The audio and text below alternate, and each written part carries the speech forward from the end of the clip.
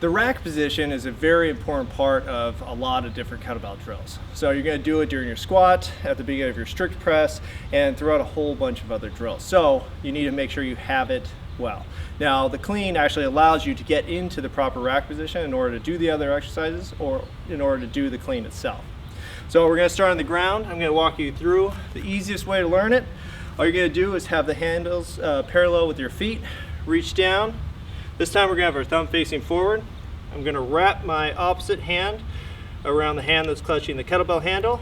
And all I'm going to do, keep it back straight just like I would with my deadlift, is lift it up to here, use both hands, nice loose grip to curl it around into the rack position. So the rack position, I can hold this for a while. I have a nice tight core. The kettlebell is in the crook of my arm and it's nice and nestled. So from here I could do my strict press, I could do my squat, I could do lunges, a whole bunch of other drills. So the important thing to note here is that the handle is going across my palm into the corner of my hand. So it's actually resting on this group of bones right here. So I could hold this position for a long time. Now the problem is that if you try to grip it in, say, a crush grip, where a crush grip is where you have a nice tight handle, fist on the handle, what would happen is if I tried to rotate it up, holding the kettlebell nice and tight, it would tear apart my hands. So rather, during the clean and to get anything into the rack position, I'm going to have a nice loose hook grip that's going to allow the kettlebell to rotate around and into the rack position. So again, let's try it from the ground, hand under, nice loose hook, loose but strong, so you're not just having a limp hand when you grab the handle. You're going to have a nice tight hook, but you're going to have your hand open, allowing it to rotate. So next progression, what I want you to do is now we're getting our hand into proper position for the final clean. Thumb goes behind you. This reinforces the rotation you're going to make.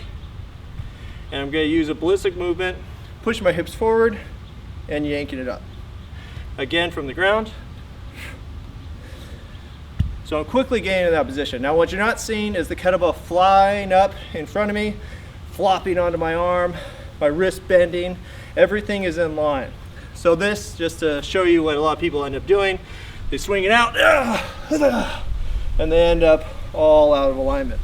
So what you want to do instead, keeping your wrist straight, keeping the kettlebell tight. Imagine there's a plate glass in front of you. You want to stay away from that. So here, I'm able to yank it up. Now, you saw that my elbow is not flopping out, it's not coming out here, it's actually staying nice and tight. Imagine you have a piece of paper under your arm, and that piece of paper could stay in there throughout the movement. So if you saw it from the side, it's almost like an uppercut. You're bringing it back, bringing it up into the rack position. So finally, the clean drill, swing it back, keeping it tight, and going onto the rack position with each rep. So there's no flopping. If you're flopping, it probably means you're coming out too far. So watch out for that.